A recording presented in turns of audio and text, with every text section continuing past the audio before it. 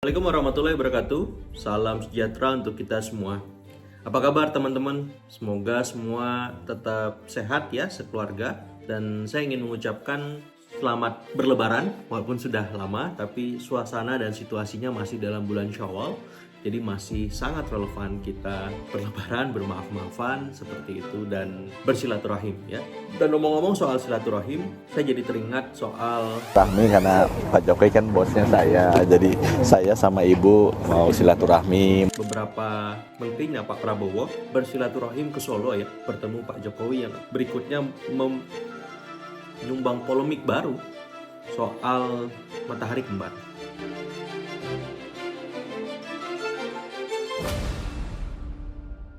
Assalamualaikum warahmatullahi wabarakatuh. Salam sejahtera untuk kita semua. Apa kabar teman-teman? Semoga semua tetap sehat ya sekeluarga. Dan saya ingin mengucapkan selamat berlebaran. Walaupun sudah lama, tapi suasana dan situasinya masih dalam bulan Syawal. Jadi masih sangat relevan kita berlebaran, bermaaf-maafan seperti itu dan bersilaturahim ya. Dan ngomong-ngomong soal silaturahim, saya jadi teringat soal beberapa menterinya Pak Prabowo bersilaturahim ke Solo ya, bertemu Pak Jokowi yang berikutnya menyumbang polemik baru soal matahari kembar. Sesungguhnya nggak perlu polemik ya, karena ini saya lihat sebatas problem komunikasi publik ya, berawal dari Pak Budi Gunadi Sadikin, Pak BGS, kemudian Pak Sakti Wahyu Trenggono, Pak SWT ya, yang secara tidak sadar ataupun tidak sengaja ya, saya melihat karena situasinya memang informal semacam itu, menyampaikan istilah bos ya, bosnya Pak Jokowi, di tengah mereka adalah menterinya Pak Prabowo. Nah, saya kira istilah bos ini memang multitafsir. Dalam banyak pemakaian kata bos ini, misalkan saya besar dan lahir di Medan menganggap bos ini ya panggilan panggilan santai kepada ya, apakah itu mereka yang lebih tua, senior semacam itu, atau memang atasan ya, atasan secara langsung atau tidak seperti itu. Sebagaimana kalau di Medan itu ketua ya, apa kabar ketua, gimana bos gitu. Jadi ya teman dekat lah, bisa juga. Jadi saya melihat Pak BGS dan Pak SWT menganggap Pak Jokowi lebih ya sebagai sahabat, sebagai atasan juga di masa lalu, sebagai sebagai senior tokoh bangsa semacam itu. Jadi sah-sah saja. Cuman karena statement itu disampaikan di publik yang memang punya dalam tanda petik ya aturan, kemudian juga punya kearifan ya, karena kita dalam konteks bernegara, jadi ada aturan ketatanegaraan yang tanpa disadari juga melekat di sana. Nah, itu yang menjadi soal dan akhirnya dimasalahkan karena khawatir terjadi semacam dualisme loyalitas ya, karena suka atau tidak Pak Jokowi presiden ke-7, kemudian ada presiden ke-8 Pak Prabowo, ataupun matahari kembar istilahnya. Walaupun matahari kembar ini juga nggak pas ya. Saya ingat soal matahari kembar ini karena pada masa itu ada duet pemerintahan di bawah Presiden SBY dan Wakil Presiden Pak Yusuf Kala. Sama-sama aktif, sama-sama gesit ya. Akhirnya muncul narasi matahari kembar. Dan dalam konteks Presiden Prabowo dengan Pak Jokowi, saya kira nggak semacam itu, karena di masa lalu term ini berkembang karena keseharian yang dilakoni oleh Pak SBY dan Pak JK memang intensif ya, setiap hari setiap waktu. Sementara kalau Pak Jokowi dengan Presiden Prabowo kan nggak seperti itu. Benar ada orang-orangnya Pak Jokowi yang menjadi menteri Pak Prabowo, dan sebatas itu ya, karena dari banyak hal juga perbedaannya jelas ya, leadership style Pak Prabowo dengan Pak Jokowi, kemudian program-program prioritasnya walaupun ada keberlanjutan ya, tapi titik tekannya beda. Sehingga kalau ditanya apakah mungkin terjadi semacam loyalitas ganda di antara para menteri ini, kok saya ragu itu mengemuka ya, dengan ketegasan, kejelasan arahan instruksi dari Pak Prabowo dan jajaran-jajaran terkait bersamanya, seperti itu. Nah, saya yang kedua ingin menyoroti soal statement matahari kembar ini. Ya, dari mana berasal dan siapa yang melontarkan juga menarik, karena kita tahu yang menyampaikan di awal, kalau saya tidak salah, mungkin bisa dikoreksi nanti di kolom komentar ya, Pak Mardhani Alisera, politisi senior PKS ya. Dan kita tahu PKS baru saja bergabung dengan Koalisi Indonesia Maju setelah ya pasca Pilpres ya. Dan kita tahu ketika Pilpres kan jelas ya antitesanya ya, bahwa teman-teman di koalisinya PKS waktu itu bersama PKB Nasdem mengusung Anies Baswedan dan Caimin ya, membawa arahan perubahan. Sementara Pak Prabowo membawa narasi keberlanjutan. Jadi perlawanannya jelas. Tapi setelah itu PKS melebur bersama PKB dan Nasdem ke dalam KIM yang akhirnya berubah nama menjadi KIM Plus. Saya melihat statement Pak Mardhani ini positif ya, karena mengingatkan, memberikan alarm politik kepada presiden juga untuk terus ya memonitor, mengevaluasi kinerja para menterinya. Dan kita tahu statement beliau soal komunikasi publik para pembantunya ini memang harus diperbaiki.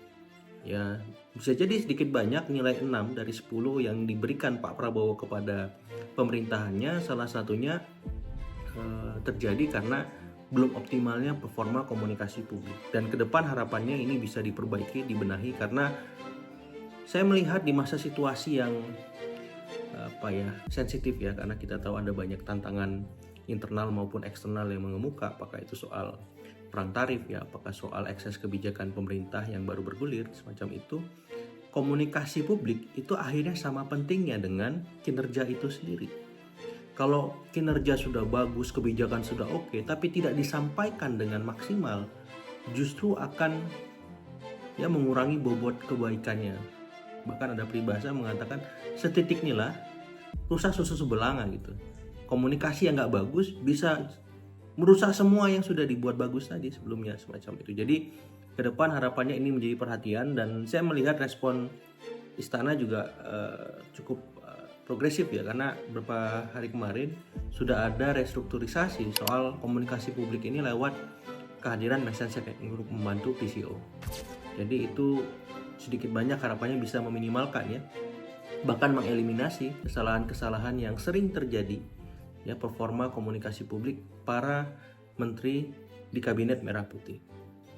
Sehingga ke depan ya publik mendapati secara linear ya kebijakan oke, kemudian kinerja baik, komunikasi juga. Ya bisa juga ya kebijakannya kurang oke, kurang populis macam itu, tapi ketika dikomunikasikan dengan baik, kinerjanya malah positif.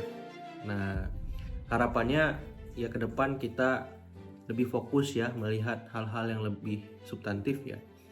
Dan polemik soal matahari kembar ini saya kira disudahi, karena kalau terlalu lama kita berkutat di sana, energi positif bangsa ini akan tergerus, bakalan ya habis ya, karena kita masih dalam situasi dan kondisi tidak baik-baik dalam konteks ekonomi ya. Kita berharap ada solusi-solusi praktis konkret yang dihadirkan dalam waktu dekat untuk menuntaskan problem ya tadi, perang tarif, sudah ada tim diplomasinya, sudah ada beberapa kebijakan domestik yang dilakukan ya, kemudian soal tidak perlu ada batasan impor kuota misalkan, TKDN juga, terus juga berapa insentif untuk dunia swasta semacam itu. Jadi ini harus kita kawal ya. Terus bagaimana soal mencegah PHK massal ya, bagaimana meningkatkan daya beli, bagaimana menjaga kelas menengah supaya tetap survive di masa sekarang semacam itu. Jadi itu saya kira hal pokok yang perlu kita pikirkan bersama ya. Artinya politik seperlunya ya, persaudaraan sebangsa dan setanah air selamanya, karena ini juga dalam momentum Syawal ya, momentum Lebaran. Dan apa yang dilakukan oleh tadi, kalau kita kembali ke Pak Budi Gunadi Sadikin dan Pak Sakti Wahyu Tronggono, sebenarnya menjadi relatif ya, ada minornya, ada salahnya, tapi lebih banyak ya saya melihat kebaikannya.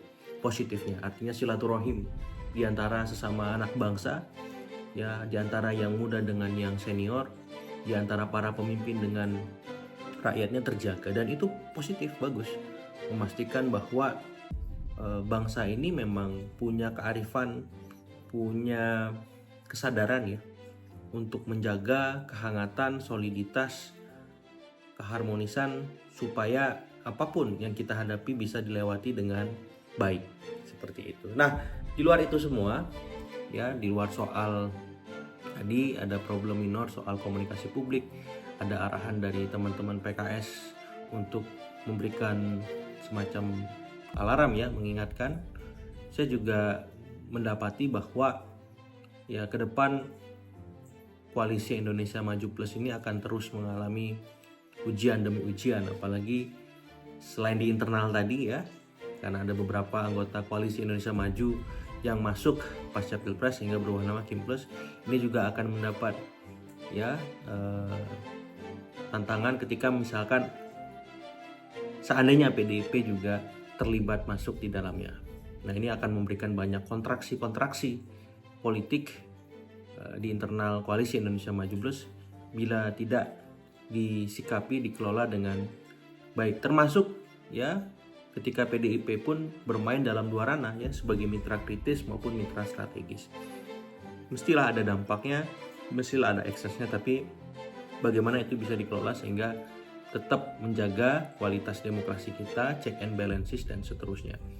Jadi saya melihat ada potensi-potensi itu ke depan. Ya, apakah dari internal Kim Plus, misalkan ada teman-teman PKS ya, mungkin nanti Nasdem, berikutnya PKB, kita nggak tahu. Dan di eksternal Kim Plus juga ada PDIP. Jadi ini harus dikelola dengan sangat ciamik, sangat cermat oleh Presiden Prabowo, oleh Gerindra sebagai pemimpin koalisi, supaya tetap memberikan kontribusi ya positif bagi politik kita, kemajuan bangsa, kesejahteraan masyarakat secara keseluruhan. Mungkin sebagai pemantik itu teman-teman, terima kasih untuk waktunya. Sekali lagi selamat berlebaran. Assalamualaikum warahmatullahi wabarakatuh.